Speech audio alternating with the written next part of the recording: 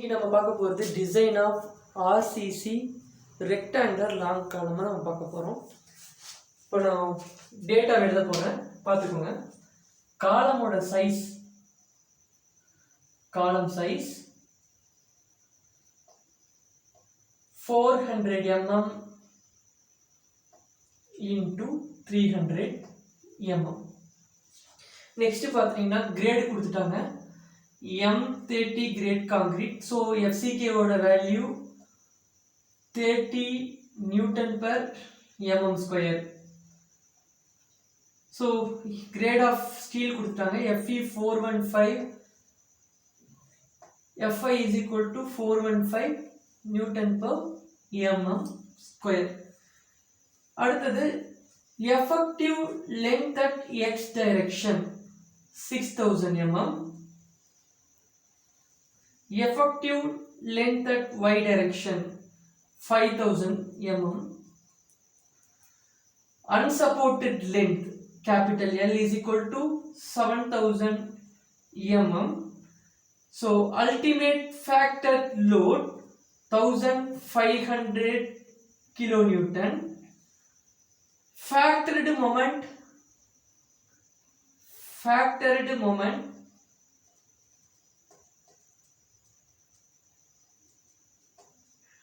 in larger direction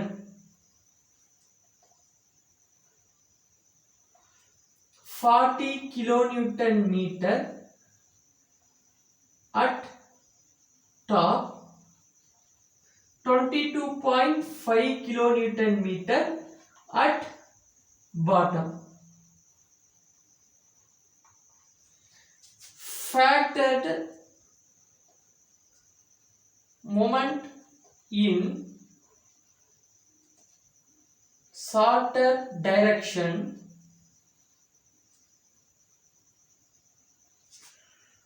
30 kilonewton meter at top and 20 kilonewton meter at bottom. இப்போ நாம பார்க்கக்கூடிய இந்த டேட்டால நமக்கு வந்து 4 கன்ஃபியூஷன்ஸ் வரும்.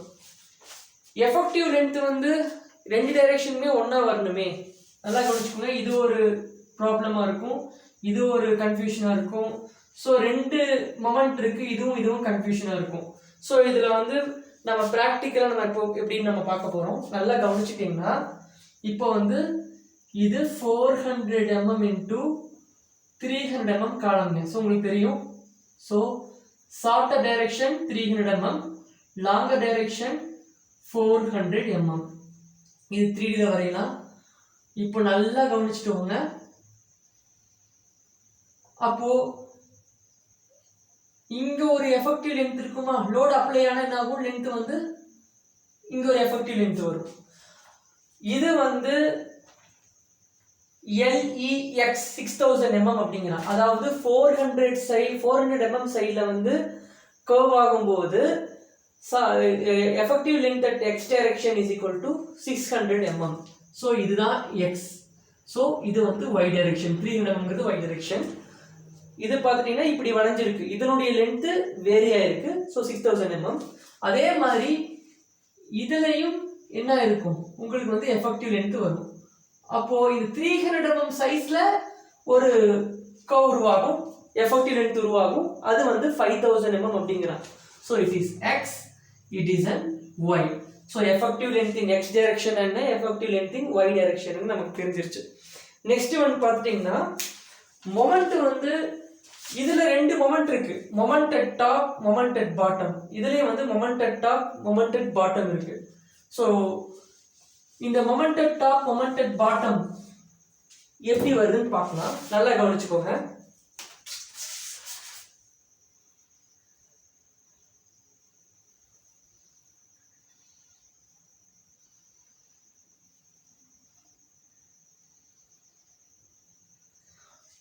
இப்போ இது வந்து 300 mm நமக்கு தெரியும், இது வந்து 400 mm நமக்கு தெரியும்.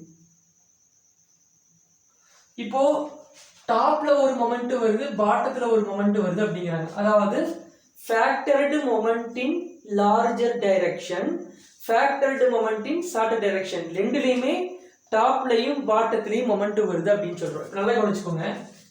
இப்போ இந்த சைட்ல ஒரு பீம் ரெஸ்ட் ஆகுமா உங்களுக்கு?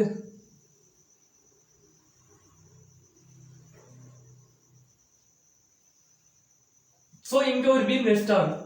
சோ இது வந்து பாத்துட்டீங்கன்னா லார்ஜ் டைரக்ஷன் நோக்கி வரதுனால அங்க ஒரு மொமெண்ட் டாப்ல இருக்குங்க. புரியுதுங்களா? இங்க மொமெண்ட் அட் பாட்டம் இருக்கு. அதே மாதிரி கீழே ஒரு பீம் போய் கனெக்ட் ஆகும்.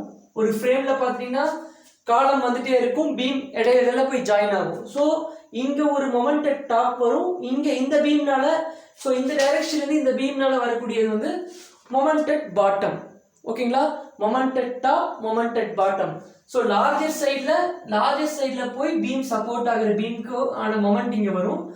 கீழே பாட்டம் சைட்ல பாத்துட்டீங்கன்னா ஒவ்வொரு ஃப்ளோர்லயும் ஒவ்வொரு பீம் டிரான்ஸ்ஃபர் ஆகிட்டு இருக்கு. பாத்தீங்கன்னா இந்த மாதிரி இருக்குமா உங்களுக்கு? ஸோ இது எல்லாமே பீம். ஸோ இந்த ஃப்ளோரோட நீங்க ஜாயின் ஆகும், இந்த ஃப்ளோர் இது வந்து காலம். இப்போ இந்த காலத்துல மேல ஒரு லோட், மேல ஒரு மொமெண்ட் வந்திருக்கும், கீழே ஒரு மொமெண்ட் வந்திருக்கும். So moment at top, moment at bottom.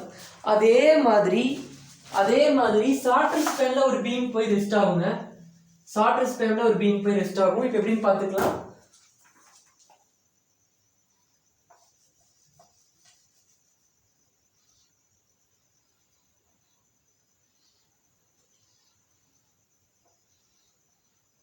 So இந்த மாதிரி இப்போ இதுல ஒரு பீம் போய் ரெஸ்ட் ஆகுது.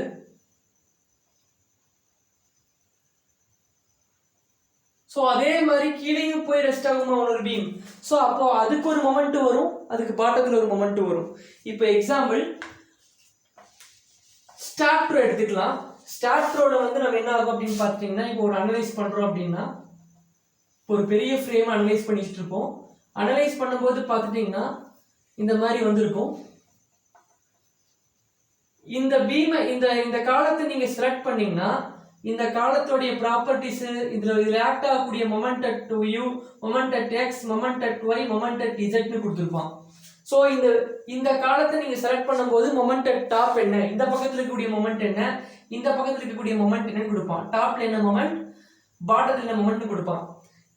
இதே வந்து மேனுவலா நீங்க பண்ணீங்க அப்படின்னா, இப்போ இந்த ஜாயிண்ட்டை மட்டும் எடுத்துக்குவாங்க, இல்ல இந்த ஜாயிண்ட்டை மட்டும் எடுத்துக்குவாங்க. இப்போ இப்படின்னு பார்த்தீங்கன்னா இதை ஞாபகம் வச்சுக்கோங்க. இது எல்லாம் பீம், இதையும் இந்த ரெண்டு காலம் ஞாபகம் வச்சுக்கோங்க. இப்போ இந்த மாதிரி எடுத்துக்குவாங்க. இப்போ எக்ஸாம்பிள் பார்த்தீங்கன்னா சப்ஸ்டியூட் ஃப்ரேம் மெத்தட் ஒரு மெத்தட் இருக்கு. இந்த மாதிரி இது ரெண்டு காலம், மொமெண்ட் டிஸ்ட்ரிபியூஷன் மெத்தடோ, கேனிஸ் மொமெண்ட் டிஸ்ட்ரிபியூஷன் மெத்தடோ, இல்லை நீங்கள் வந்து 4-5 சப்ஸ்டியூட் ஃப்ரேம் மெத்தட் இருக்கு, போர்ட்டல் ஃப்ரேம் மெத்தட் இருக்கு, கேன்டிலிவர் மெத்தட் ஒரு மெத்தட் இருக்கு ஃப்ரேம் அனலைஸ் பண்றதுக்காக. ஸோ அதெல்லாம் அனலைஸ் பண்ணும்போது ஒவ்வொரு ஜாயிண்ட்டுக்கான மொமெண்ட்டையும் நம்ம கண்டுபிடிச்சிடலாங்க.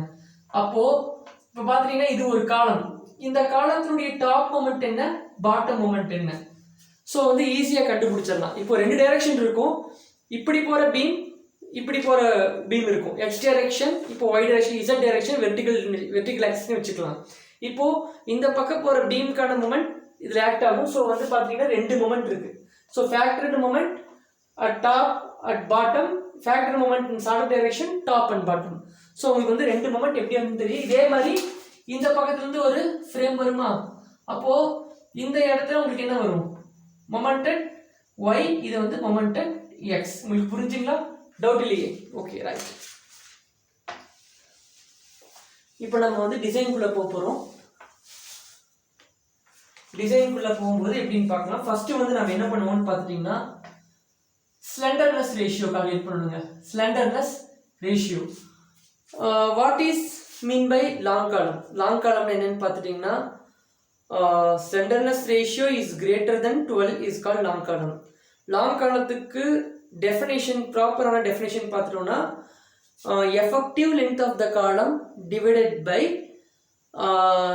Least lateral dimension. ஸோ இங்கே ரெண்டு டைமென்ஷனுமே கொடுத்துட்டாங்க, நம்ம ரெண்டு டைமென்ஷனுமே செக் பண்ணி பார்த்துக்கலாம்.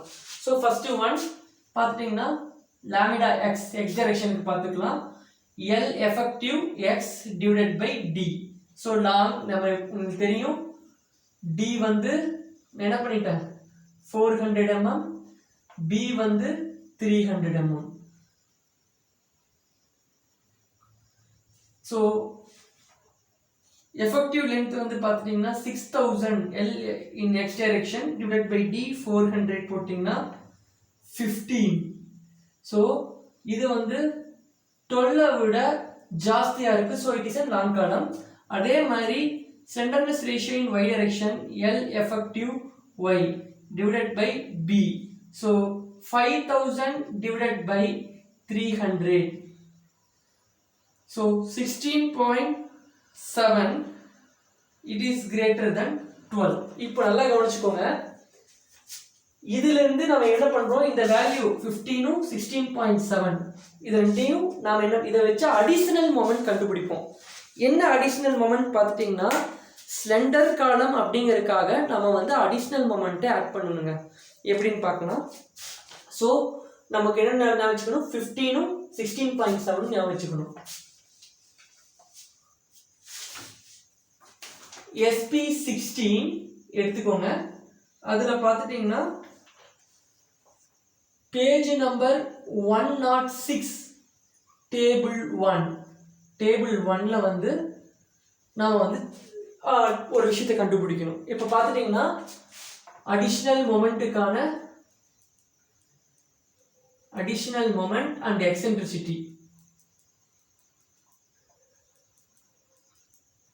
எக்ஸென்ட்ரிசிட்டி கண்டுபிடிப்போம். இப்போ பார்த்துட்டிங்கன்னா ஃபர்ஸ்ட் வந்து எக்ஸென்ட்ரிசிட்டி கண்டுபிடிக்கணும். Additional eccentricity is x direction. இப்போ இந்த டேபிள்ல எப்படி கொடுத்துருப்பான்னு பார்த்துட்டிங்கன்னா இந்த டேபிள்ல பார்த்துட்டிங்கன்னா இப்படி இருக்குங்க. LEX by D or LEY by B. இங்க பார்த்துட்டிங்கன்னா இப்படி ஒரு காலம் இருக்கும். EAX by D or EAY by B. இந்த மாதிரி ரெண்டு காலம் இருக்கும். இந்த காலத்துல 12 இருந்து ஆரம்பிக்கும். நம்ம 15 எடுத்துக்கலாம். 15 ஏன்னா நமக்கு 15 ஸ்டார்ட் ஆகுது. 15 16 17 EAX divided by T 0.113 0.128 0.145. நல்லா கவனிச்சிட்டிங்கன்னா பேஜ் நம்பர் 106 டேபிள் 1 இந்த மாதிரி இருக்கும். நீங்க நல்லா பார்க்கலாம். ஸோ இந்த வேல்யூவை நம்ம எடுத்துக்கிறோம். ஏன் 15 இருக்குன்னா நமக்கு 15 வந்திருக்கு, 16.7 வந்திருக்கு. ஸோ 15 16 17 நம்ம எடுத்துக்கிறோம். இப்போ நல்லா கவனிச்சுக்கிட்டீங்கன்னா நமக்கு வந்து LEX by D 15க்கு டைரக்டா வேல்யூ கண்டுபிடிச்சிட்டோம். So LEX by D is equal to 15. EAX by D எவ்வளோங்க, டைரக்டா இருக்கு, அதனால 0.113 நம்ம எடுத்துக்கிறோம். இப்போ நமக்கு D ஓட வேல்யூ தெரியுமா? EAX is equal to D into 0.113. அப்போ D ஓட வேல்யூ 400 into 0.113. So 400 into 0.113 போட்டீங்கன்னா எக்ஸென்ட்ரிசிட்டி எவ்வளோ வருது? Additional moment eccentricity 45.2 mm. So நமக்கு வந்து EAX எக்ஸென்ட்ரிசிட்டி கண்டுபிடிச்சிட்டோம். அதே மாதிரி EAY ஓட எக்ஸென்ட்ரிசிட்டி நம்ம கண்டுபிடிப்போம். இதனுடைய value 16.7. So LEX by D ஓட வேல்யூ 16.7. அப்போ 16க்கும் 17க்கும் நடுவில் இருக்கிறது தான் 16.7. நாம என்ன பண்ணுவோம், இன்டர்போலேஷன் மெத்தட் யூஸ் பண்ணுவோங்க. இதுக்கு EAY by B ஓட வேல்யூ நம்ம கண்டுபிடிக்கணும். ஓகேங்களா? அப்போ என்ன பண்ணிருக்காங்க பார்த்துட்டீங்கன்னா இதோட இது ஜாஸ்தியா இருக்கு. 16க்கும் 17 நடுவில் இருக்கு. ஸோ நாம இந்த ரெண்டு வேல்யூ கூட தான் பார்க்கணும். 0.128 இதுல செகண்ட் வேல்யூ ஜாஸ்தியா இருக்கு, அதனால இங்க பிளஸ் பண்றோம். இது ரெண்டையும் மைனஸ் பண்ணுவோம். 0.145 minus 0.128 divided by 17 minus 16 into 16.7 minus 16. உங்களுக்கு புரிஞ்சா? இது என்ன மெத்தட்னா இன்டர்போலேஷன் மெத்தட் யூஸ் பண்ணி நம்ம கண்டுபிடிப்போம். this is the interpolation method. interpolation use பண்ணும்போது 0.14 வருதுங்க. so EAYB ஓட value 0.14. eccentricity EAY additional eccentricity is 0.14. so கண்டுபிடிச்சதுக்கு அப்புறமா நாம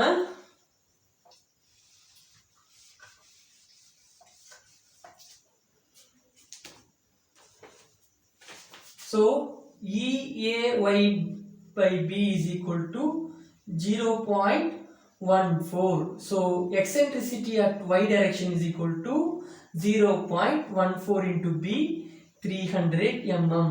so 0.14 into 300 42 millimeter.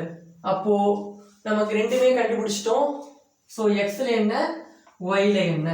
அப்போ அடிஷனல் மொமெண்ட் கண்டுபிடிச்சிடலாமா? அப்போ வந்து அடிஷனல் எக்ஸென்ட்ரிசிட்டி கண்டுபிடிச்சாச்சு, அடிஷனல் மொமெண்ட் கண்டுபிடிக்கணும். ஸோ MAX அப்போ என்னங்க PU into EAX. so what is PU? 1500 into 10 to the power of 3 Newton. ஓகேங்களா? ஸோ 1500 கிலோமீட்டர் இருக்கு, நம்ம நியூட்டனா மாத்துறோம், இன்டு 1000 ஆல பெருக்கி நியூட்டனா மாத்துறோம்.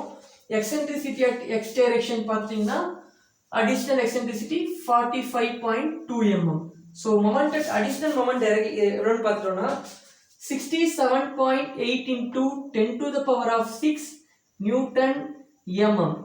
அதாவது 67.8 kilonewton meter. அடுத்தது பார்த்தீங்கன்னா additional moment at y direction. so moment at y is equal to PU into EAY. so 1500 into 10 to the power of 3 into 42 is equal to 63 into 10 to the power of 6 Newton mm. so first ரெண்டு கண்டுபிடிப்போம், நம்ம slenderness ratio கண்டுபிடிப்போம்.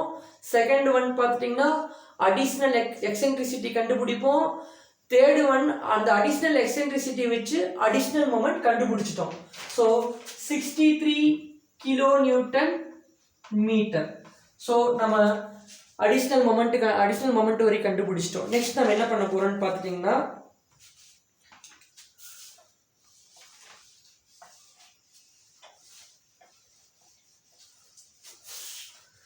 Additional moment நமக்கு தெரியும். So நம்ம இங்கே எழுதிக்கலாம்.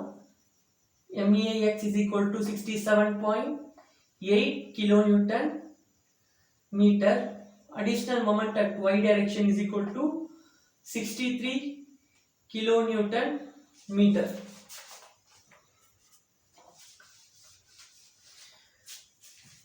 உங்களுக்கு தெரியும் காலமோட ரெயின்ஃபோர்ஸ்மெண்ட்டை அசியூம் பண்ணணும். ஸோ கிராஸ் ஏரியால இருந்து எத்தனை பர்சன்ட் அசியூம் பண்ணுவீங்கன்னா 1% to 6% வரைக்கும் ஆஃப் கிராஸ் ஏரியா வந்து நம்ம அசியூம் பண்ணிக்கலாம். ஸோ ரெயின்ஃபோர்ஸ்மெண்ட்டோட percentage of reinforcement used in concrete column grass area from the grass area. So ASC is equal to உங்களுக்கு தெரியும் எவ்வளவு percentage 3% of grass area நம்ம எடுத்துக்கிறோம். assume first trial 3% of grass area. So P is equal to short form small p is equal to 3%. Next one, so 3 divided by 100 0.03. okay, next one பார்த்தோம்னா we know that gross area is equal to, what is mean by gross area? Total area of the column 400 mm into 300 mm. so 1,20,000 mm square area of the column, gross area of the column 1,20,000 mm square. So நாம next என்ன கண்டுபிடிக்க போறோம் அப்படின்னா 3% use பண்ணா நமக்கு வந்து காலத்துல எவ்வளவு லோடை வந்து சமாளிக்கும். இப்போ எக்ஸாம்பிள் நம்ம என்ன சொல்றோம்னா நம்ம வந்து 2% லோடு ஆக்ட் ஆச்சுன்னா எவ்வளோ லோடு சமாளிக்கும். 1% லோ கிராஸ் ஏரியாவில் வந்து 1% ஆஃப் ஸ்டீலை யூஸ் பண்ணோம்னா எவ்வளோ லோடு சமாளிக்கும் நம்ம கண்டுபிடிக்கணும். நம்ம அஷ்யூம் பண்ணுற பர்சன்டேஜ் ஆஃப் ஸ்டீலுக்கு அந்த காலம் எவ்வளவு லோடு சமாளிக்கும், மேக்சிமமாக எவ்வளோ லோடு சமாளிக்கும் நம்ம கண்டுபிடிக்கணும். இப்போது நம்ம வந்து 3% யூஸ் பண்ணதுக்கு எவ்வளவு லோடு எடுக்குது, அந்த காலம் எடுக்குது நம்ம கண்டுபிடிக்கணும். இப்போ பார்த்துட்டிங்கன்னா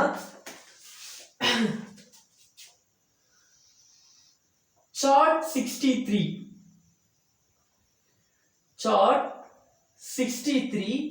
ஃபார் 3%.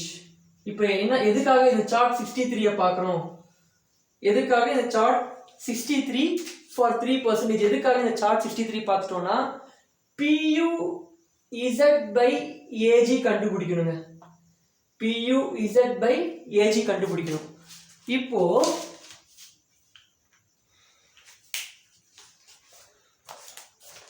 சார்ட் 63 எடுத்துக்கலாம்.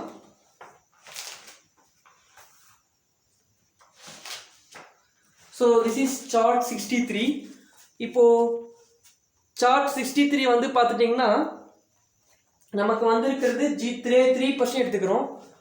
ஸோ 3% ஓகேங்களா. நம்ம யூஸ் பண்ணுற ஸ்டீல் பார்த்துட்டிங்கன்னா Fe415 இங்கே இருக்குது. நல்லா கவனிச்சிட்டிங்கன்னா Fe415 இங்கே இருக்குது. நம்ம யூஸ் பண்ணுற பர்சன்டேஜ் ஆஃப் ரெயின்ஃபோர்ஸ்மெண்ட் 3%. அப்போ 415க்கு நேராக போய்க்கோங்க. இங்கிருந்து 415 இப்படியே நேராக வந்தீங்கன்னா PU/AZ என்ன கிரேட் ஆஃப் காங்கிரீட் யூஸ் பண்ணுறோன்னா M30 great of concrete use பண்ணுறோம். இங்கே இருக்குது FCK30. இங்கே பார்த்துட்டிங்கன்னா இப்போ நல்லா கவனிச்சுக்கோங்க, 3% ஸ்டீல் பர்சன்டேஜ் நம்ம யூஸ் பண்ணுறோம். இங்கேருந்து நம்ம Fe415 கிரேட் யூஸ் பண்ணுறோம். ஸோ அதனால் இங்கே போய் டச் ஆகணும். Fe415 போயிட்டோம். இப்படி கீழே வரும். PU/AG கண்டுபிடிக்கணும். இங்கே வந்து கம்ப்ரசிவ் ஸ்ட்ரென்த்து கொடுத்துருக்காங்க 30. இங்கே பார்த்துட்டிங்கன்னா 30 FCK30 இங்கே இருக்குது. 15 20 25 13 கொடுத்துருக்காங்க. ஸோ அங்கிருந்து இந்த 3ல போய் முட்டி இங்கே வரும்போது 30ல போய் முட்டணும். அப்போது வரும்போது நமக்கு எவ்வளோ வருதுன்னு பார்த்துட்டிங்கன்னா 22.5 Nm². இங்கே பார்த்தீங்கன்னா 20 20 20 22 24 26 28 21 22 23 24 ஒவ்வொன்றும் ஒரு டிவிஷன் போகும். 20 21 22 23 24 25 இருக்குது. ஸோ நமக்கு இங்கே வரும்போது இங்கே முட்டுது. ஸோ நமக்கு 22.5 Nm². 22.5 Nm. நல்லா கவனிச்சுக்கோங்க. இப்போ பார்த்துட்டிங்கன்னா ஸ்டீலோட பர்சன்டேஜ் 3%. இங்கேருந்து நேராக வரீங்க Fe415ல் முட்டுது. Fe250 நம்ம இங்கே முட்டிப்போம். Fe415ங்கிறனால 3%க்கு இங்கே முட்டுறோம். இங்கேருந்து அப்படியே கீழே இறங்குறோம். நமக்கு வந்து FCK30. ஸோ 30ங்கிறனால நமக்கு எங்கே வருதுன்னு பார்த்துட்டிங்கன்னா 22.5 Nm². FCK30க்கு 3% Fe415 கீழே இறங்கும்போது 22.5 Nm². இப்போது அல்டிமேட் லோட் 3% யூஸ் பண்ணுறதுனால நமக்கு வந்து எவ்வளவு லோடு வந்து கண்டுபிடிச்சு நம்ம கிராஸ் ஏரியா தெரியும். So PU/Z by gross area is equal to 22.5. So cross area போயிருமா? PU/Z is equal to 22.5 into gross area. So 22.5 into 1,20,000. So 2,700 kilonewton வரும். ஸோ நியூட்டனில் வரும். into 10 to the power of 3 Newton. So PU-ஓட PU/Z ஜாஸ்தியாகவே இருக்குது. So நமக்கு வந்து 1500 kilonewton சமாளிக்க வேண்டிய லோட் 2700 kilonewton சமாளிக்குது. அப்போது நமக்கு ஃபஸ்ட்டு வந்து சேஃபாக வந்துடுச்சு. ஸோ நம்ம நெக்ஸ்ட் ஸ்டெப் நம்ம போகலாம்.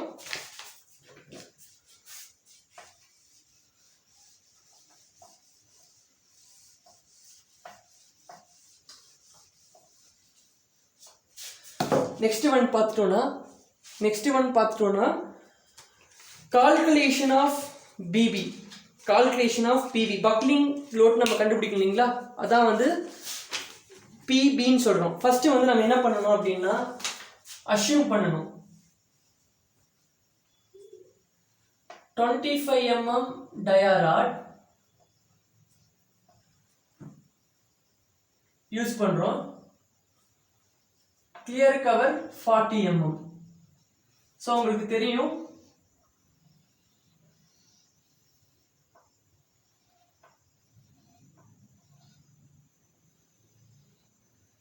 so clear cover 40 mm,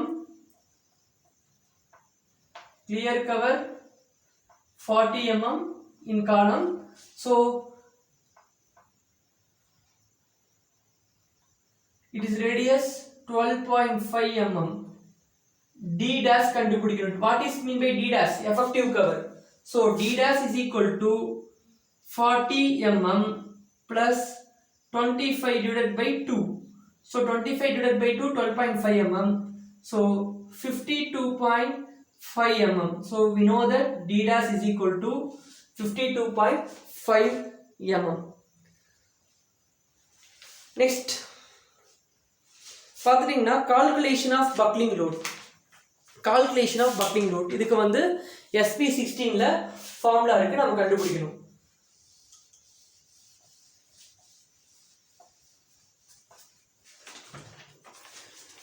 இது பார்த்துட்டீங்கன்னா calculation of buckling load பார்த்துட்டீங்கன்னா PB is equal to K1 plus K2 into P by FCK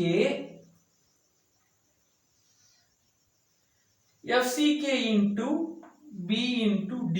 நல்லா கவனிச்சுக்கோங்க. இப்போ வந்து இதுதான் வந்து buckling load, ஓகேங்களா? இப்போ வந்து நம்ம என்னன்னா ஒவ்வொரு டைரக்ஷன் கண்டுபிடிக்கணும். we find out PBX and PBY. இதே ஃபார்முலா தான் K1 K2 மட்டும் ரெண்டு டைரக்ஷனுக்கு மாறும் PBY.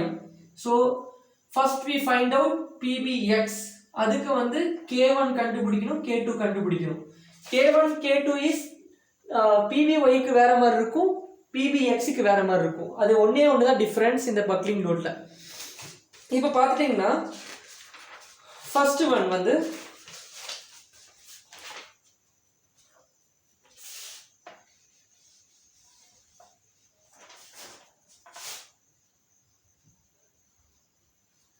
PBX K1X K2X நம்ம மாத்திக்கலாம். இப்போ இது எங்க கண்டுபிடிக்கணும் அப்படின்னு பார்த்துட்டீங்கன்னா first one D dash, D கண்டுபிடிக்கணும். D dash divided by D because X direction. So D dash தெரியும் 52.5 mm divided by 400 0.13. இதுக்கு எவ்வளவு நம்ம கண்டுபிடிக்கணுங்க. இப்போ நாம என்ன பண்ணணும்னா பேஜ் நம்பர் 171 டேபிள் 60 SP16, ஓகேங்களா? next one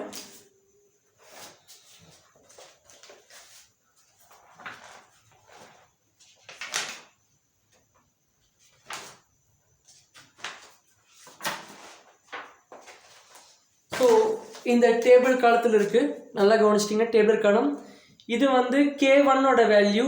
so value of K1 இந்த இடத்துல இருக்கு. So D dash divided by D value வச்சுருக்காங்க. அதே மாதிரி நாம் வந்து K2 ஓட வேல்யூ, ரெயின்ஃபோர்ஸ்மெண்ட் வந்து 2 ஆப்போசிட் சைடில் மட்டும், ரெயின்ஃபோர்ஸ்மெண்ட் மட்டும் 4 சைட்ஸில், நாம் வந்து 4 சைட்ஸ்லையும் நம்ம அஷ்யூம் பண்ணிக்கலாம். நம்ம வந்து 4 சைட்ஸ்லையும் நம்ம வந்து காலத்தில் வந்து எல்லா சைட்ஸ்லையும் ரெயின்ஃபோர்ஸ்மெண்ட் கொடுக்குற மாதிரி பார்த்துக்கலாம். ஸோ இந்த சைடு மொத்தமாக 4 சைட்ஸ்லையும் நம்ம ரெயின்ஃபோர்ஸ்மெண்ட் கொடுக்குற மாதிரி பார்த்துக்கலாம். ஸோ அதுக்கு தான் வந்து நம்ம இதை அஷ்யூம் பண்ணிக்கலாம். Rectangular equal reinforcement on 4 sides. So இது வந்து K1, இது K2 ஓட வேல்யூ. இப்போ பார்த்துட்டிங்கன்னா D dash by D value வச்சு தான் நம்ம K1 K2 வேல்யூ கண்டுபிடிக்க முடியும். First one K1 at X. இப்போ டேபிள் காலம் ஒன்று போட்டுக்கலாம். D dash by D இது k1. 0.10க்கு k1 வந்து 0.207, 0.15க்கு 0.196. ரெக்டாங்குலர் காலம்னால அதுல k1ல ரெக்டாங்குலரா சர்க்குலரா இருக்கும். நீங்க ரெக்டாங்குலர் நம்ம யூஸ் பண்றோம். ஸ்கொயர் காலம் வந்தாலும் ரெக்டாங்குலர் நீங்க யூஸ் பண்ணிக்கோங்க. So d dash by d வந்து நமக்கு 0.13 வந்திருக்கு. சோ நம்ம மறுபடியும் நம்ம என்ன பண்ணுவோம்னா இன்டர்போலேஷன் மெத்தட் யூஸ் பண்ணுவோம். சோ 0.10க்கும் 0.15 இருக்கு, 0.13. சோ எடுத்துக்கலாம். k1 value is equal to 0.207 minus 0.207. இங்க மைனஸ் போடுறது வந்து நம்ம கம்மி ஆகுது. சோ வந்து நான் மைனஸ் போட்டுருக்கோம். 0.196 divided by 0.15 minus 0.10 into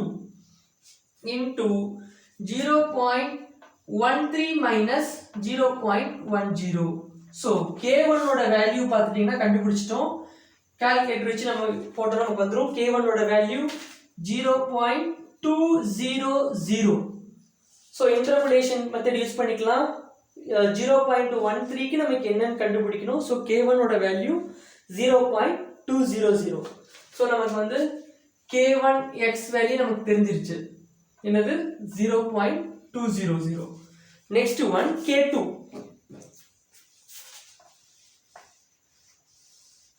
அதே பேஜ் நம்பர் 171ல SP16ல டேபிள் 60ல இருக்கு. பார்த்துட்டீங்கன்னா k2க்கும் அதே மாதிரி ஈக்குவல் ரெயின்ஃபோர்ஸ்மென்ட் ஆன் 4 சைடு. இப்போ நம்ம k2 ஓட வேல்யூவை k1ல எப்படி இன்டர்போலேஷன் மெத்தட் யூஸ் பண்ணி கண்டுபிடிச்சோமோ அதே மாதிரி k2க்கு இன்டர்போலேஷன் மெத்தட் யூஸ் பண்றோங்க. இப்போ பார்த்துட்டீங்கன்னா உங்களுக்கு வந்து d dash divided by d ஓட வேல்யூ வந்து நமக்கு எவ்வளவு வரணும்? 0.213 க்கு எவ்வளவு கண்டுபிடிக்கணும். அதே மாதிரி 0.10 க்கு இருக்கு, 0.15 க்கு இருக்கு, 0.13 க்கு நம்ம k2 வேல்யூ எவ்வளவு கண்டுபிடிக்கணும். so k2 is equal to 0.328 minus, இந்த மைனஸ் ஏன் யூஸ் பண்றோம்னா கம்மி ஆகுது.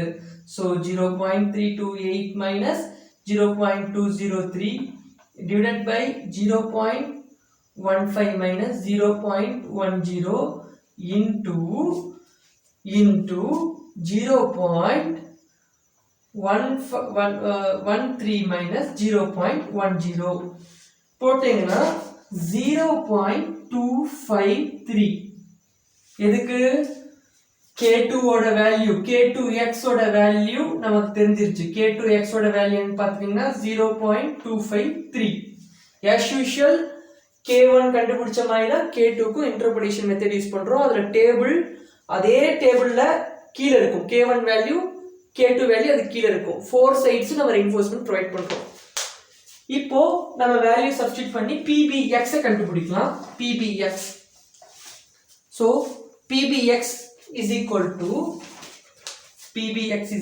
to k1 ஓட வேல்யூ தெரியும் நமக்கு 0.200 plus k2x 0.25 into 3 divided by 30 divided by fck ஓட வேல்யூ 30, b ஓட வேல்யூ 300, overall depth ஓட வேல்யூ 400.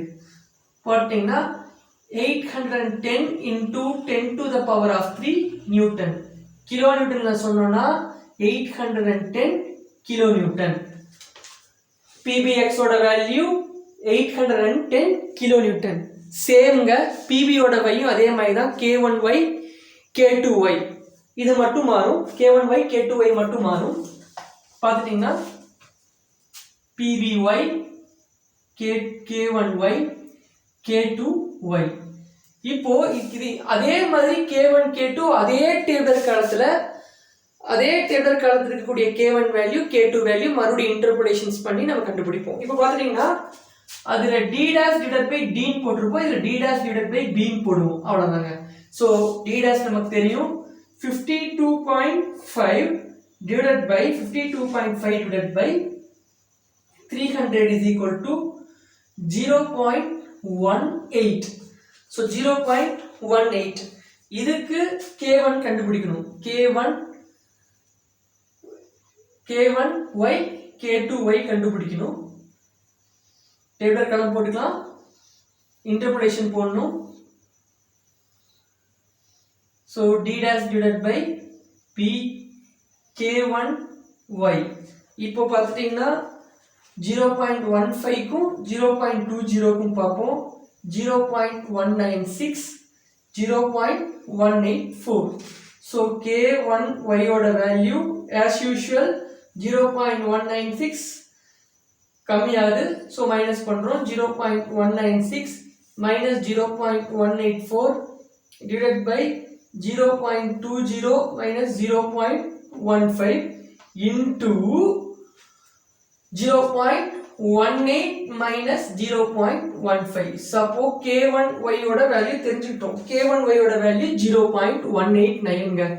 அதே மாதிரி அந்த டேபிளுக்கு கீழே இருக்கிற டேபிள் 2 போயிடுவோம். மறுபடியும் இன்டர்போலேஷன் பண்ணுவோம்.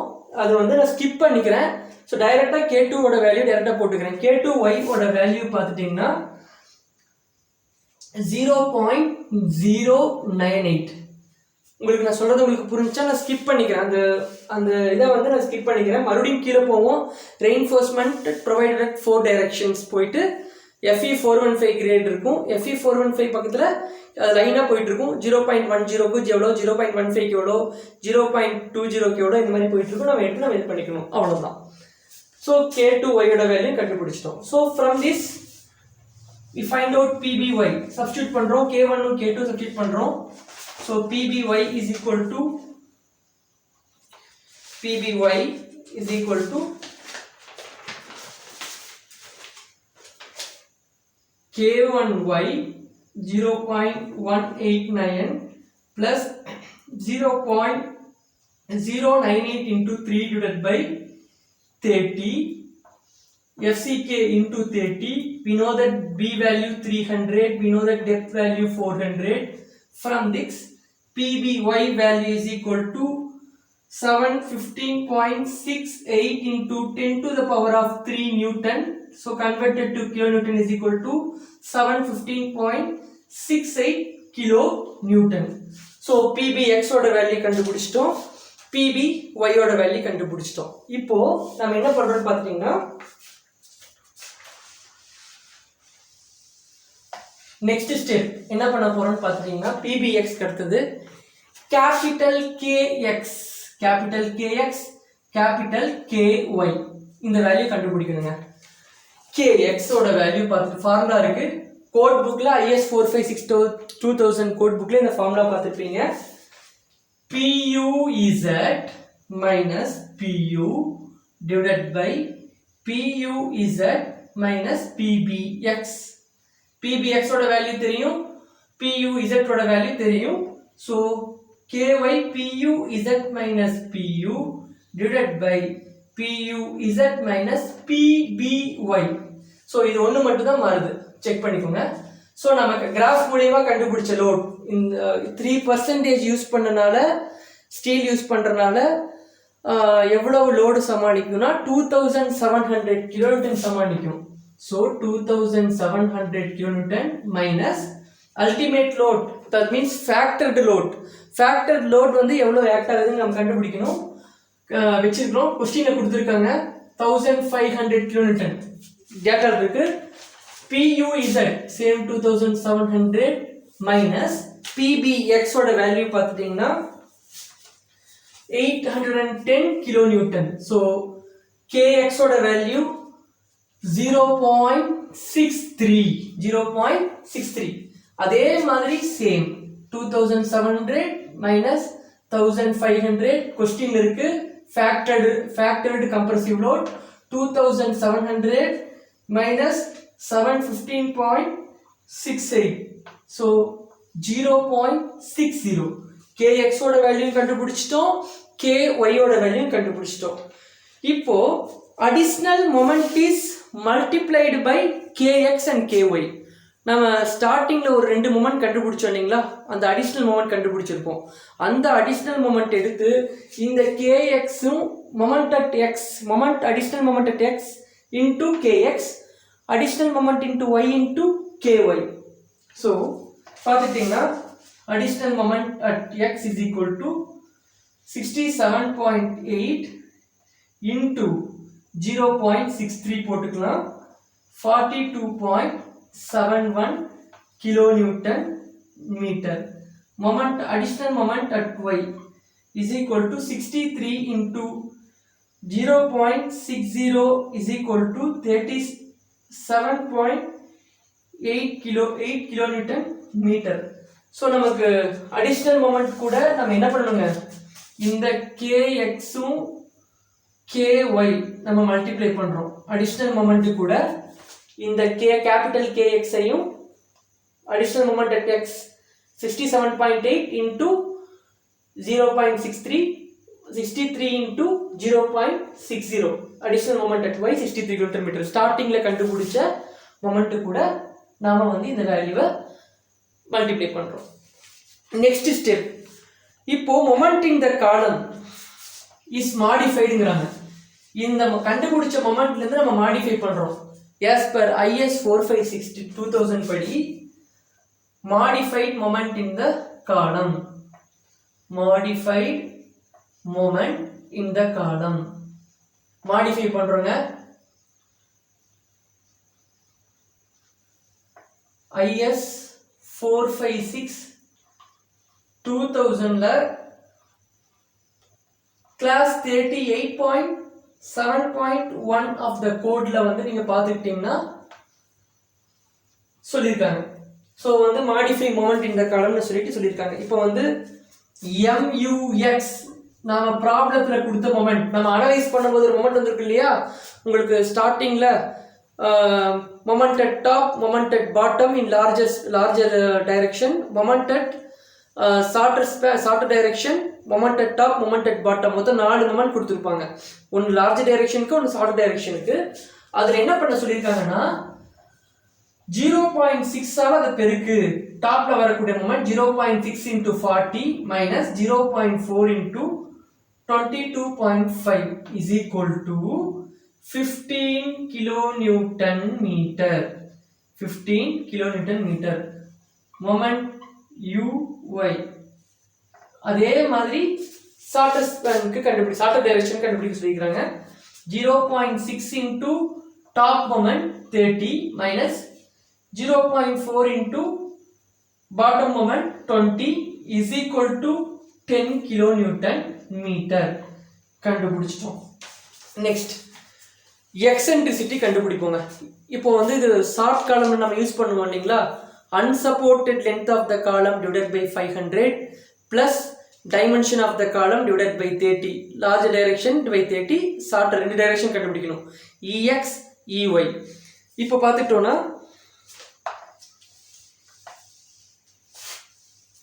இது ஃபர்ஸ்ட் கண்டுபிடிச்சது அடிஷனல் மொமெண்ட்டுக்கான அடிஷனல் எக்ஸென்ட்ரிசிட்டி. இப்போ கண்டுபிடிக்கிறது காலத்தினுடைய எக்ஸாக்ட் எக்ஸென்ட்ரிசிட்டி. இப்போ நம்ம பார்த்துட்டோம்னா இது தெரியும், எக்ஸென்ட்ரிசிட்டி எக்ஸ் நம்ம ஃபர்ஸ்ட் போடும்போது EAX னு போட்டிருப்போம், additional eccentricity at x direction போட்டிருப்போம். EX is equal to unsupported length of the column divided by 500 plus d by 30. So unsupported length of the column we know that 7000, it is given in data 7000 divided by 500 plus d by 30, 400 divided by 30 எவ்வளவுன்னு பார்த்தீங்கன்னா 27.3 mm.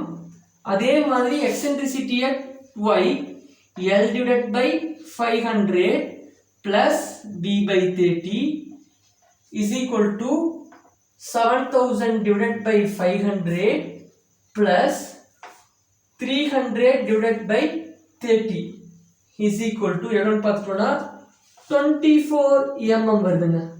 எவ்வளவு mm? 24 mm வருது. So eccentricity x, eccentricity at y direction, large direction and smaller direction. அப்புறம் total next one பாத்தீங்கன்னா moments due to eccentricity. moments இந்த eccentricityனால எவ்வளவு moment வருது? moments due to eccentricity.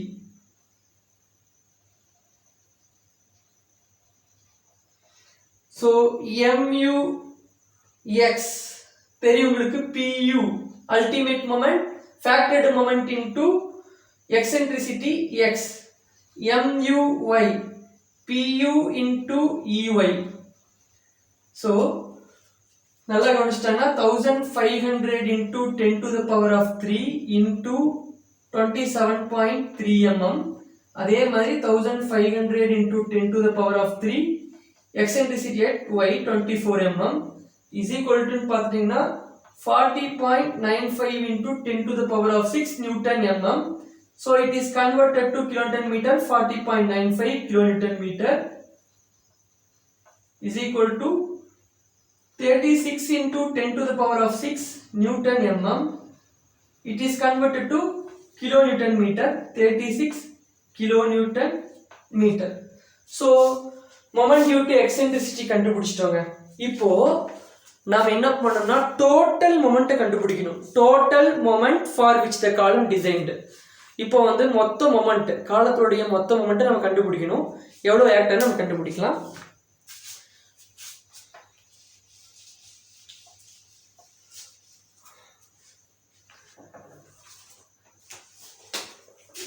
mu xx is equal to additional moment at x plus ma x. So muy is equal to additional moment at x plus additional moment at y. இப்போ பார்த்துட்டீங்கன்னா 40.95 plus 42.71. சரிங்களா? next one 40.95 moment due to eccentricity இப்போ கண்டுபிடிச்சது. அடுத்தது பார்த்துட்டீங்கன்னா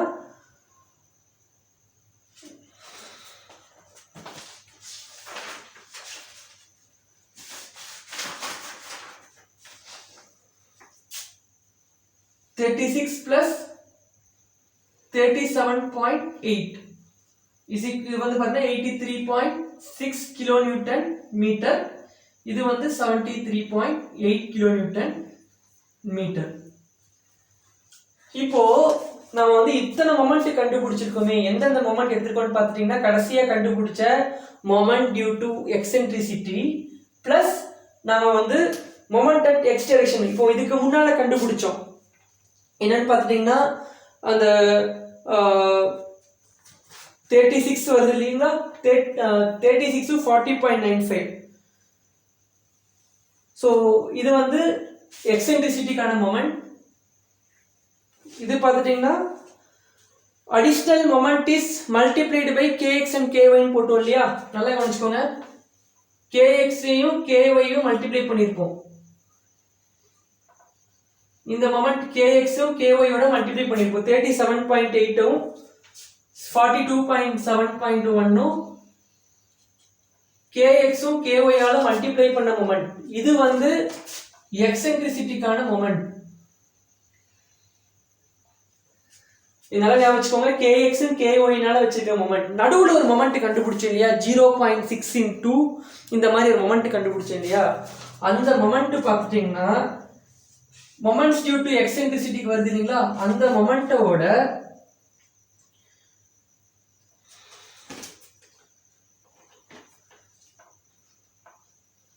15 இங்க வந்து 10.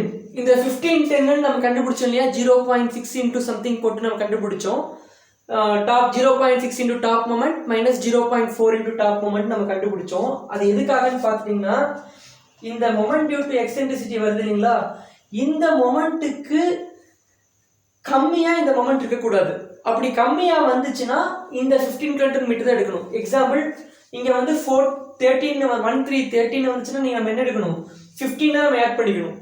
நம்ம வந்து இதை நம்ம வந்து 15க்கு மேலேயே இருக்கிறதுனால நம்ம டைரக்டா தூக்கி 40.95 கிலோமீட்டர் மீட்டர் நம்ம போட்டுக்கிறோம். ஸோ வந்து நம்ம வந்து காலத்துல ஆக்ட் ஆகக்கூடிய டோட்டல் மொமெண்ட் நம்ம கண்டுபிடிச்சிட்டோங்க.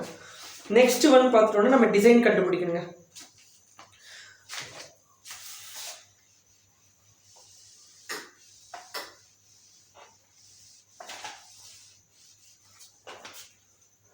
பார்த்துட்டீங்கன்னா எல்லாம் இது வரைக்கும் மொமெண்ட் வரைக்கும் எல்லாம் அனலைஸ் பண்ணி முடிச்சிட்டோம். நெக்ஸ்ட் வந்து இந்த செக்ஷன் வந்து நம்ம அனலைஸ் பண்ணது நம்ம போட்டிருக்கிற பர்சன்டேஜ் ஆஃப் ரெயின்ஃபோர்ஸ்மெண்ட்டுக்கு செக் பண்ணணும்.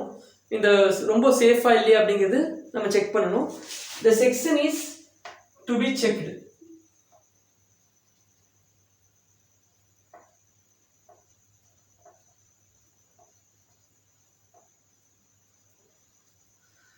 PU by FCK into BD. PU into divided by FCK into BD is equal to 1500 into 10 to the power of 3 Newton divided by FCK தெரியும் 30 into 400 into B வந்து 300 into 400.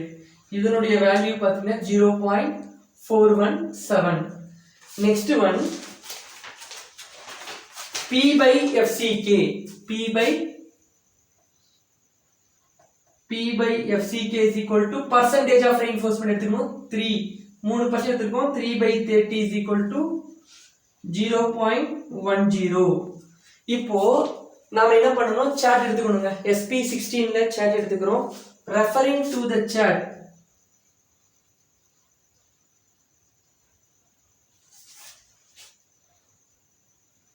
to the chart 45, d dash divided by d is equal to short. இது வந்து larger section இருக்கு. d dash divided by d is equal to 0.15. இது ஏன் நம்ம 15 use பண்றோம், நமக்கு யூஸ் பண்ணும்போது d dash divided by d is equal to 0.13 தான் வந்துச்சு அப்படின்னு நீங்க நினைக்கலாம். நல்லா கவனிச்சிட்டீங்கன்னா நமக்கு வந்து சார்ட் வந்து நடுவில் ரவுண்டிங்காக தான் இருக்கும். 0.05, 0.10, 0.15 அந்த மாதிரி தான் இருக்கும். ஸோ அதனால 13 வந்திருக்கனால நம்ம வந்து சார்ட் வந்து 0.15 எடுத்துக்கலாம். d dash divided by எதுக்காக இந்த சார்ட்டை நம்ம ரெஃபர் பண்றோம் அப்படின்னு பார்த்துட்டீங்கன்னா mu by fck bd ஸ்கொயரோட வேல்யூ கண்டுபிடிக்கணுங்க. ஸோ இந்த சார்ட் நம்பர் 45 எடுத்துக்கிறோம். 45 எடுத்துட்டோன்னா இந்த மாதிரி இருக்கும், பார்த்துக்கோங்க. இந்த மாதிரி இருக்கும். y ஆக்சிஸ் பார்த்தீங்கன்னா PU by FCK into B into D, x axis MU by FCK BD square. So இந்த இடத்துல ஒவ்வொரு இந்த கர்வ் போகுது இல்லைங்களா, அது வந்து P by FCK ஓட வேல்யூ வந்து கர்வ் இந்த மாதிரி போயிட்டு இருக்கும். அந்த வேல்யூ பொறுத்து P by FCK வேல்யூ 0.02லேருந்து ஸ்டார்ட் ஆகுது. ஸோ ரவுண்டடாக 0.04 ஒவ்வொரு கர்வ். இப்போ நமக்கு வந்திருக்க P by FCK value 0.10. So இந்த கர்வை யூஸ் பண்ணி நம்ம எப்படி mu by FCK BD square வேல்யூவை கண்டுபிடிக்க போகிறோம், அதான் நம்ம இப்போ பார்க்க போகிறோம். இப்போ பார்த்துட்டிங்கன்னா x ஆக்சிஸ் பார்த்துட்டிங்கன்னா mu by FCK BD square, y axis பார்த்துட்டிங்கன்னா PU by FCK into B into D. இதை நம்ம கண்டுபிடிச்சிட்டோம், முதல்லயே கால்குலேஷன் பண்ணி இதை நம்ம கண்டுபிடிச்சிட்டோம். PU by FCK BD கண்டுபிடிச்சிட்டோம். இப்போ நமக்கு வந்து ஒரு கர்வ் வருது. அந்த கர்வ் பார்த்துட்டிங்கன்னா PU by P divided by percentage of reinforcement divided by P by FCK. இது வந்து 0.10ல வந்திருக்கு. P by FCK 3%, 3 divided by 30 0.10 நம்ம கண்டுபிடிச்சிட்டோம். ஸோ நம்ம எத்தனாவது கர்வ் எடுப்போம்னு பார்த்துட்டிங்கன்னா நம்ம 0.10 இங்கே ஒரு கர்வ் இருக்குது பார்த்தீங்களா, இந்த கர்வ் எடுத்துக்கோம். 0.10ங்கிற கர்வ் 0.02, 0.04, 0.06, 0.08, 0.10. ஸோ இந்த கர்வை நம்ம எடுத்துக்கணும். இப்போ நமக்கு P by FCK BD ஓட வேல்யூ எவ்வளோ கிடைச்சிருக்குன்னு பார்த்துட்டிங்கன்னா 0.417ங்க. P by FCK value 0.10. இப்போ நமக்கு எப்படின்னு பார்த்துட்டிங்கன்னா இந்த கர்வ் இப்போ எப்படி இருக்குன்னா நமக்கு 0.45 சின்ன இதாக கொடுத்துருப்பாங்க, 0.5. இப்போ ஒவ்வொரு y ஆக்சிஸோட ஒவ்வொரு டிவிஷனும் 0.2. ஓகேங்களா, அப்போ நமக்கு 0.417 வந்திருக்கு. நாம 0.42 எடுத்துக்கலாம். ஸோ இந்த கர்வ்ல ஸ்கேல் வச்சுக்கோங்க. 42 இடத்துல ஸ்கேல் வச்சுட்டு இங்கே போய் ஒரு பாயிண்ட் முட்டும் பார்த்தீங்களா, அந்த முற்ற இடத்துல இருந்து நம்ம ஸ்கேலை வச்சு கரெக்டாக ஸ்ட்ரெயிட்டாக ஒரு ஸ்கேலை வச்சு இங்க ஒரு பாயிண்ட் மீட் ஆகும். இந்த பாயிண்ட் தான் நம்மளுடைய mu by FCK BD ஸ்கொயரோட வேல்யூவை நம்ம கண்டுபிடிக்கணும். இந்த மாதிரி ஸ்கேல் வச்சு ஸோ பி பை எஃப்சிகேவோட value P by FCK value வச்சு அந்த கோவு போய் மீட் ஆகுது. இந்த ஸ்கேலை வச்சு கரெக்டாக அந்த மீட் பண்ணுற இடத்துல நம்ம வந்து அந்த வேல்யூவை நம்ம எடுக்கணும். இது எப்படி எடுக்கணும்னு பார்த்துட்டிங்கன்னா ஸோ 0.10க்கும் இந்த இடத்துல 0.10 இருக்கு. ஸோ எக்ஸ் ஆக்சிஸோட ஒவ்வொரு டிவிஷனும் 0.01. ஸோ 0.11 இந்த மாதிரி போயிட்டு இருக்கும். 0.1213 இது பார்த்துட்டீங்கன்னா 0.2 இருக்கு. ஸோ நமக்கு வரக்கூடிய வேல்யூ 0.104. நாமளே அப்ராக்சிமேட்டாக நம்ம கரெக்டாக இப்படி கோடு போயிட்டு இருக்கோம். இது ஒவ்வொரு டிவிஷனுக்கும் 0.11 0.12 13 0.2 வரைக்கும் முடிஞ்சிடும். ஸோ நமக்கு 0.11க்கு முன்னால் இருக்கு. ஸோ நம்ம வந்து mu by fck bd ஸ்கொயரோட வேல்யூ from the graph 0.104 இதை வச்சுட்டு நம்ம என்ன கண்டுபிடிக்க போறோம்? இந்த காலத்தினுடைய அல்டிமேட் மொமெண்ட் அட் லார்ஜர் செக்ஷனை கண்டுபிடிக்க போறோம். So fck into bd square அந்த பக்கம் போயிடும்.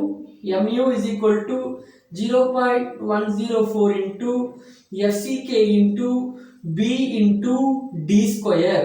So 0.104 into fck வேல்யூ நமக்கு தெரியும் எவ்வளோ 30 into b 300 into d square 400 square. From this we get the moment of the ultimate moment of this larger section 149.8 into 10 to the power of 6 Newton mm. That means 149.8 kilonewton meter நமக்கு வந்து கிடைக்குது. So ultimate moment at larger section நமக்கு கிடைச்சிருச்சுங்க. Next இதே மாதிரி shorter செக்ஷனுக்கு நம்ம graph refer பண்ணணும். So நமக்கு தெரியும், இது உங்களுக்கு புரிஞ்சிருக்கும்னு நினைக்கிறேன். நெக்ஸ்ட் என்ன பண்ணணும் அப்படின்னு பார்த்துட்டீங்கன்னா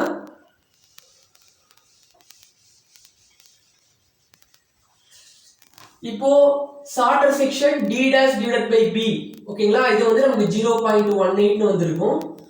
so d dash divided by d sorry நம்ம இங்கே வந்து 0.2ங்கிறது நம்ம எடுத்துக்குவோம். நமக்கு வந்து அக்யூரேட் வேல்யூ 0.18 வந்திருக்கும்.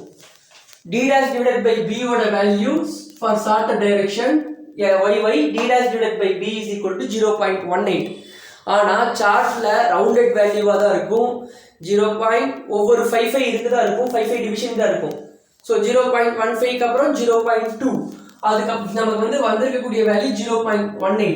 ஸோ நம்ம 0.2ங்கிற வேல்யூவை சார்ட்டை நம்ம எடுத்துக்கிறோம். சார்ட் நம்பர் 46 இருக்கும். ஃப்ரம் இதே மாதிரி தான் போன எப்படி யூஸ் பண்ணமோ அதே மாதிரி யூஸ் பண்ணி இங்கே இந்த ஃபார்முலாவில் டிபி ஸ்கொயர்னு வரும். அதில் பிடி ஸ்கொயர்னு போட்டிருப்போம், இதில் டிபி ஸ்கொயர்னு வந்துடும். சார்ட்டில் பார்த்துட்டிங்கன்னா எல்லாமே வந்து D dash small D dash divided by D தான் இருக்கும். ஜென்ரலாக D dash divided by D தான் யூஸ் பண்ணுறாங்க ஜென்ரலாக சார்ட்டில். ஸோ நமக்கு ரெக்டாங்குலர் செக்ஷன் வந்துச்சுன்னா டி டேஷ் டிவைடட் பை பின்னெல்லாம் இங்கே கொடுத்துருக்க மாட்டாங்க சார்ட்டில். ஜென்ரலாக டி டேஷ் டிவைடட் பை டின்னு தான் கொடுத்துருப்பாங்க. நம்ம வந்து இங்கே நம்ம ஐடென்டிஃபிகேஷனுக்காக டி டேஷ் டிவைடட் பை பின்னு கொடுத்துருக்கோம் ஷார்ட்டர் சைடு அப்படிங்கிறதுக்காக. ஸோ இதனுடைய வேல்யூ எவ்வளோ வருதுன்னு பார்த்துட்டிங்கன்னா mu divided by fck bd square db square is equal to 0.095. கிராஃப்ல இருந்து எடுத்துட்டாங்க வேல்யூ, சார்ட்ல இருந்து எடுத்துட்டாங்க. So mu is equal to 0.095 into fck into db square. So 0.095 into fck ஓட வேல்யூ 30, d ஓட வேல்யூ 400, b ஓட வேல்யூ 300 ஸ்கொயர். நாம இப்போ வந்து கண்டுபிடிச்சோம்னா 102.60 into 10 to the power of 6 Newton mm. So நம்ம வந்து கிலோமீட்டர் மீட்டரா மாட்டும் போது 102.60 கிலோ நியூட்டன் மீட்டர்.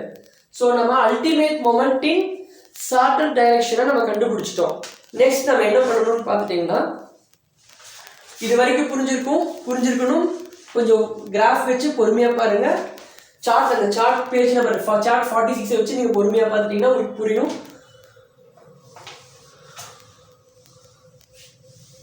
நெக்ஸ்ட் நம்ம என்ன கண்டுபிடிக்கணும்னு பார்த்துட்டிங்கன்னா mu x by mu x1 MUX by MUX1.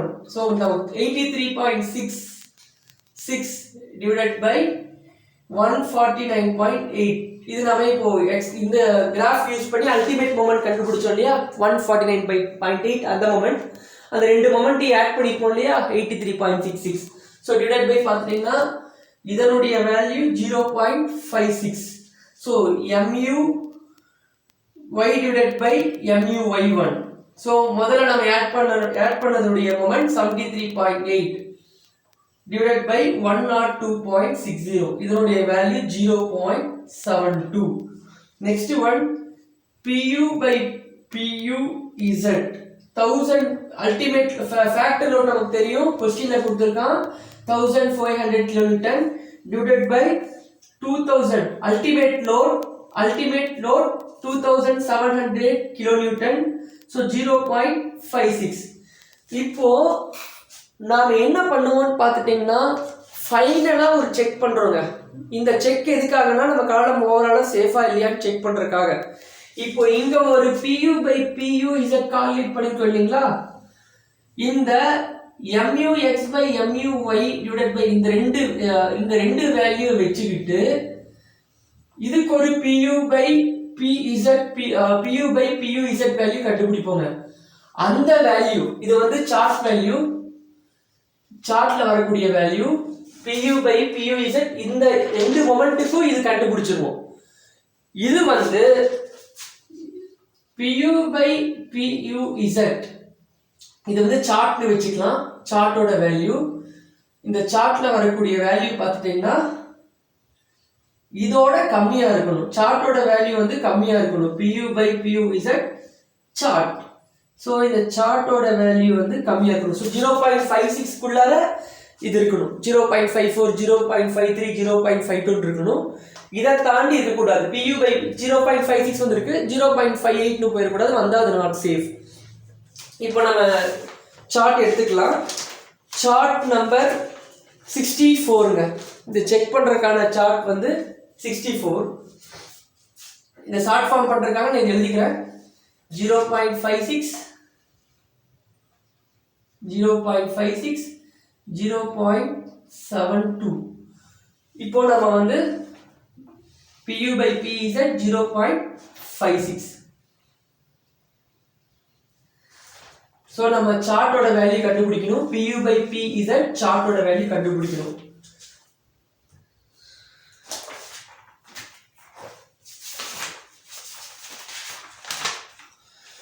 So page number 149 chart 64 biaxial bending in compression member. இப்போ பார்த்துட்டீங்கன்னா இது x axisல MUX by MUX1 y axisல MU1 by MUY1.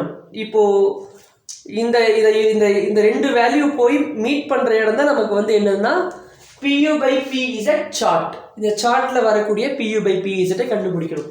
இது எப்படி கண்டுபிடிக்கணும்னு பார்த்துட்டீங்கன்னா இப்போ கிராஃப் இப்படி போயிட்டு இருக்கு. சோ y வேல்யூ தெரியும் MUX divided by MUX1. So MUY divided by MUY1. நல்லா கவனிச்சிட்டீங்கன்னா இங்க இருந்து ஒரு ஸ்ட்ரெயிட் பாயிண்ட் ஜாயின் ஆயிருக்குங்க. இந்த கார்னருக்கு இந்த பாயிண்ட்க்கு ஜாயின் ஆயிருக்கும். இது பார்த்துட்டீங்கன்னா PU by PZ சார்ட். இந்த சார்ட்ல வரக்கூடிய PU by Z இது வந்து 0.2 ல இருந்து ஸ்டார்ட் பண்ணிருக்காங்க. 0.2 0.3 0.4 இப்படி கர்வ் ஆகும். அடுத்து வரது வந்து கர்வ் ஆயிரும். ஒவ்வொரு கர்வ் போகும். 0.1 0.3 0.4 0.5 0.6 ன்னு போயிட்டு இருக்கும்.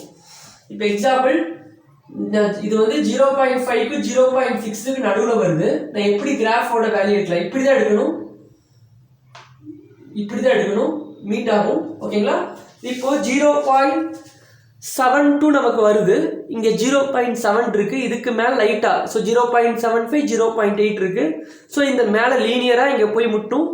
சோ 0.7 இது எங்க போய் முட்டுதுன்னு பார்க்கலாம். ஆக்சுவலி 0. x axis பார்த்துட்டீங்கன்னா 0.56. இப்போ இங்க ரெண்டு லைனும் போய் மியூச்சுவலா ஒரு பாயிண்ட்ல முட்டு இல்லையா? அந்த பாயிண்ட் தான் PU by PZ chart.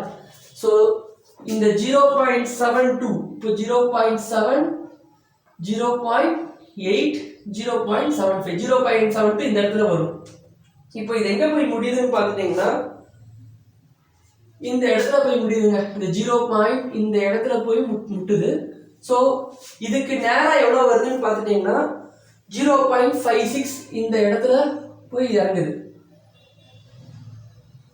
So இங்கே 0.5 0.56 0.6. So 0.55 0.6 ரெண்டு முற்ற இடம் இங்க இருக்கு. So we know that PU by PU Z by chart is equal to 0.54. நம்ம இங்க வந்து சார்ட்ல பாத்துருக்கேன் 0.54 0.53 எந்த பக்கம் வரும். So safe. So PU by PZ value வந்து பாத்தீங்கன்னா 0.54. So இது வந்து 0.56. Hence the column is safe. நாம டிசைன் பண்ணது கரெக்ட்னு ஆயிடுச்சுங்க. இப்போ கரெக்டானது நம்ம என்ன பண்ணணும், நெக்ஸ்ட் நம்ம டிசைன் பண்ண ஆரம்பிக்கணும். இப்போ எப்படி டிசைன் பண்ணலாம்னு பார்த்தீங்கன்னா எப்பவும் போல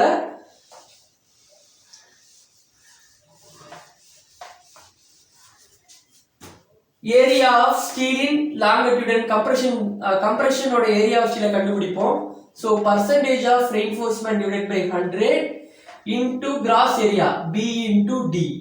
So 3 divided by 100 into 400. B oda value 300, B oda value 300, D oda value 400. So 3600 mm square வருங்க. So காலம் உடைய ஸ்டீலோட ஏரியாவை கண்டுபிடிச்சிட்டோம். இப்போ வந்து 25 mm டயாகிராம் நம்ம அஸ்யூம் பண்ணிக்கிறோம். நம்பர் ஆஃப் ராட்ஸ் கண்டுபிடிக்க என்ன பண்ணுவோம், number of bars is equal to capital ASC divided by dia of the rod, area of the rod, small ASC. So 3600 divided by pi into 25 square divided by 4. இது பார்த்துட்டீங்கன்னா நமக்கு 7.33 numbers வரும். 7.33 numbers of dia of rod, numbers of rod. So நம்ம வந்து provide 8 numbers of rod போட்டுக்கலாம். அப்போ 4 phase க்கு நம்ம காலம் இருக்குன்னா 1 2 3 4 5 6 7 8. So 8 numbers of 25 number of diagram நம்ம போட்டுக்கலாம். As usual lateral ties எப்பவும் போடுறாங்க. பிச்சும் அதே மாதிரி தான். ரெக்டாங்கல் காலம்க்கு என்ன பண்ணுமோ எல்லா காலத்துக்கும் நம்ம எப்படி பிட்ச் பண்ண கண்டுபிடிக்கிறோமோ அதே மாதிரி பிச்சு லேட்டர் டைஸ் டிசைன் பண்ணுறது எப்பவும் போல பண்ணிக்க வேண்டியது தான். இந்த டிசைன் முடிஞ்சிச்சு. இப்போ நம்ம வந்து இந்த ஒவ்வொரு சார்ட்லேருந்து நம்ம வேல்யூவை எப்படி எடுக்கிறோங்கிறது தான் முக்கியம். ஸோ பொறுமையாக நம்ம டிசைன் பண்ணணும். ஒரு எக்ஸாமில் வந்து நம்ம 20 to 25 minutes ஒரு 2 ப்ராப்ளமும் நீங்கள் ப்ராக்டிஸ் பண்ணிங்கன்னா 20 to 25 minutes கூட இந்த ப்ராப்ளத்தை சால்வ் பண்ண முடியும். So thank you.